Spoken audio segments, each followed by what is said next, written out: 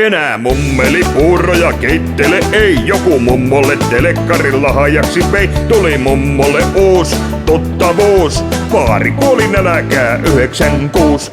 Ilmoja pitelee, vaari sanoo vaan, mutta ei siitä ollut ennustamaan, mihin semmosesta etanasta enää ois, jolta ikä on vienyt sarven pois. Mummo kuolaa Petri Takalaa, jonka katseessa on jotain katalaa. Hän lumoaa mummoa katsellen yli 1,5 lukulasien. Se kiehtoo mummoa taas putovaa, milloin ruudusta lattialle putovaa. Tuo prinssi uljas säätilojen, ilta ois ilojen.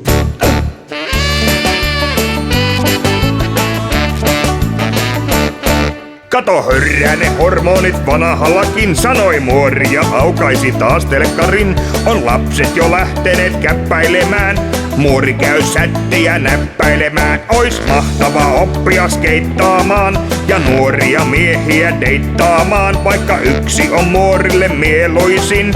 Olokkarin nurkassa iltaisin. Mummo kuolaa Petri Takalaa, jonka katseessa on jotain katalaa. Hän lumoaa mummoa katsellen yli 1,5 lukulasien.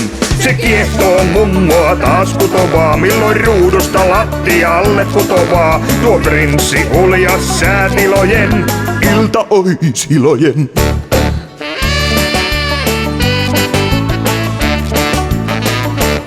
Ennen vanhaan ollut ei nettiä, eikä miehillä ponnari lettiä. Tukkijätkistä mies piti ettiä ja kulkia ympäri mettiä. Nyt muori on nuori ja onnellinen, sen lempparikanava on 3. Mummo miltei jo hiplaa Petriä, välimatka on vain 2 metriä.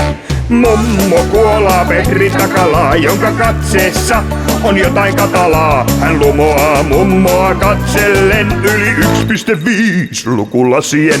Se kiehtoo mummoa taas putovaa, milloin ruudusta lattialle putovaa. Tuo prinssi uljas säätilojen, ilta ois ilojen.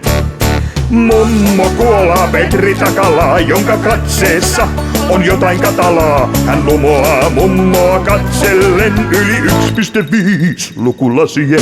Se kiehtoo mummoa taas putovaa, milloin ruudusta lattialle putovaa. Tuo prinssi uljas säätilojen, ilta ois ilojen.